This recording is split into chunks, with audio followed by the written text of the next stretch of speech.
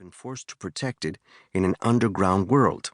Some of the traditional nations that have been able to live relatively undisturbed certainly preserve much of their ancestral wisdom. The rural population around the world that has carried and protected the healing knowledge has never been front actors in our modern history. These are the people that few paid attention to before. This knowledge has always been there, out of view, serving the traditional population needs, the way it always has. In recent years, predominantly one part of the ancient healing arts has come up to the surface, the use of plant medicines, and it's now in the spotlight of international attention. That is not a negative thing per se, because it can offer so much, and it is probably needed now more than ever before, and on a larger scale. But this exposure brings a host of new challenges and dangers, not only for the public, but for the knowledge itself.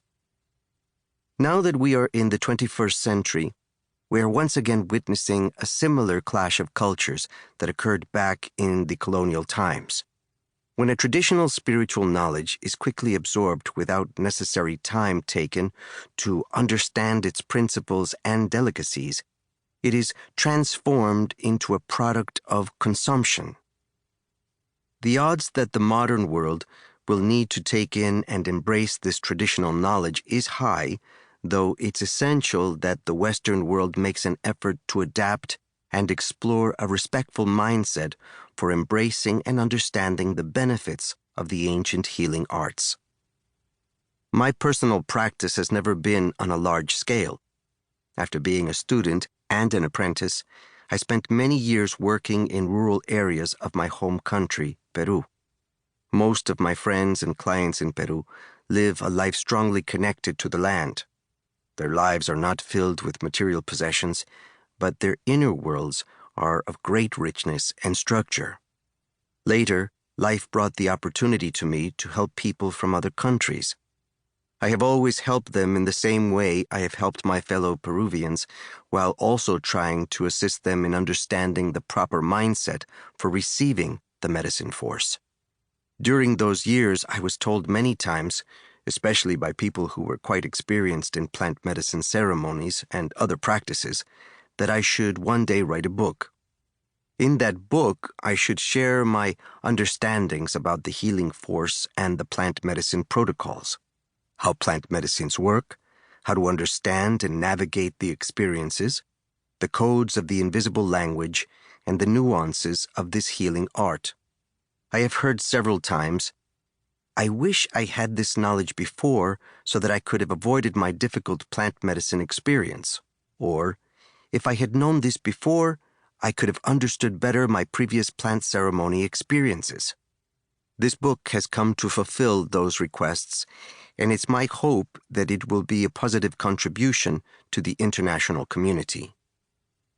It is from a deep part of my heart, with gratitude and service to the people in need of assistance, as well as to the beautiful spirits of nature and the deceased masters of the past, that I am now openly sharing some of my understandings and stories. The work with the sacred plants is a very important part of the natural medicine craft, but this book is not only about that. I want to offer a larger picture of the medicine craft and to create appreciation for other important aspects that are endangered or still not well known. I have learned from my teachers to be prudent, only stepping out to serve when my skills are needed. Then I step back and become just another member of the group. I prefer not to be called by any titles. My skills are not of a higher value than any good hunter, good storyteller, or anyone else.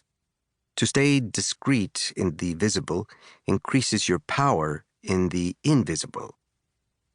One of the big challenges that we all face is what can be called superstition. Superstition is the great enemy of any form of true knowledge, whether scientific or traditional.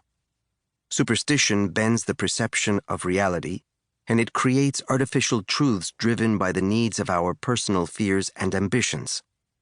Sadly, superstition has corrupted part of the traditional knowledge, and it constitutes one of the wrongdoings that the false practitioners use to take power over gullible people.